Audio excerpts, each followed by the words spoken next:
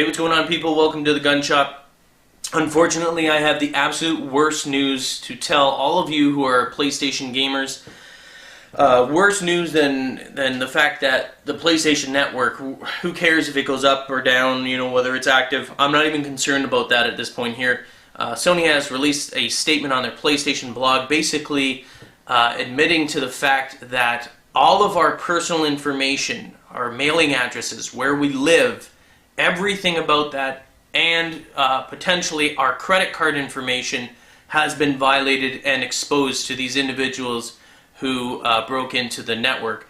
Now, my understanding is that from a little bit of research before I did this video, and I'm trying to be as objective as possible. It may be very difficult, and I apologize if I tend to get opinionated. However, I'm very angry at the moment, so I'm trying to get this information out as objective as possible to you. Anyway, my understanding is that the encryption used by Sony is 128-bit, which is, for lack of better, argument or whatever, a lack of argument, is one of the most secure forms of encryption. I believe there is 256. However, very common. Banks use it. A lot of places like Amazon, I believe, uses it.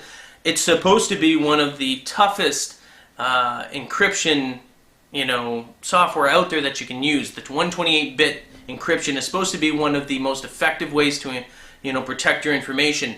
But my understanding is that Sony did use 128-bit, and it was still cracked by these perpetrators, which means that potentially your information on Xbox 360 or anything else that you use, whether it's Steam or whatever, is potentially at risk from these individuals. Now, I'm very angry at the moment with two entities here. One is with Sony, and my disgust in the fact that they took this long to tell us, and basically I felt like it, personal, just like you will, that they failed to tell me that my personal information and my credit card information was at risk and potentially is being used for fraudulent purchases right now, since it was actually cracked.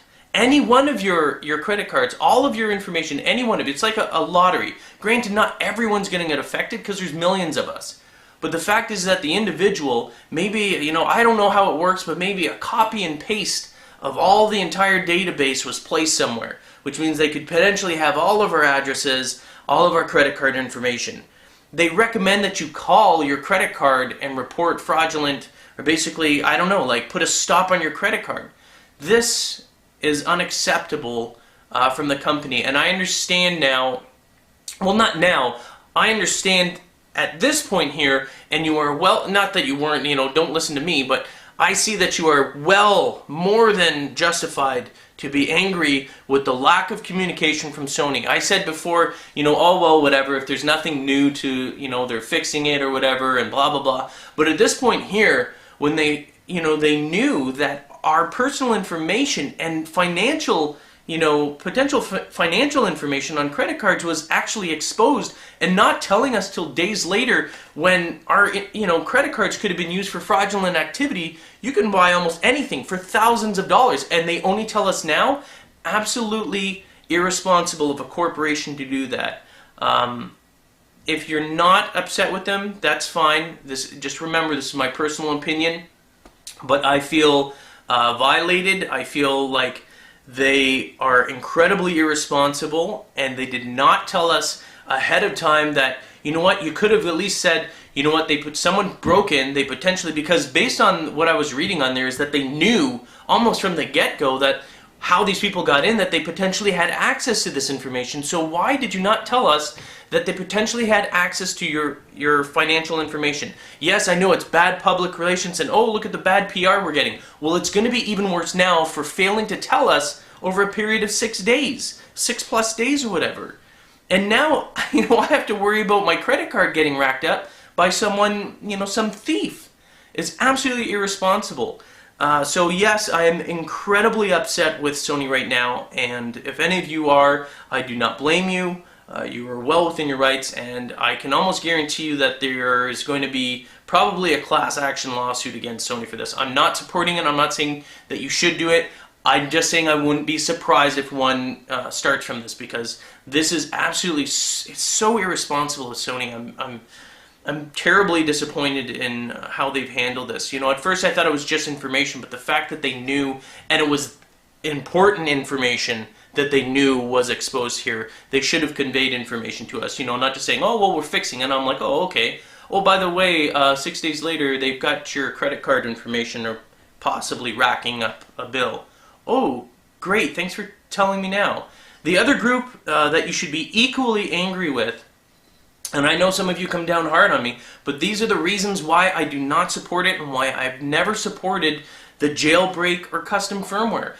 These types of malicious, even though, okay, let's put it all aside. Let's just say, I'll flip the numbers, because I know some of you write to me and say, oh, where do you get your numbers from, blah, blah. Let's say 98 to 99% of you would use the jailbreak and the custom firmware to do, just play your, you know, whatever, your little, whatever it is that you're playing, whatever you're telling me that you're playing. I don't really actually care. But let's just say that that's what you're doing. You're not one of those malicious people.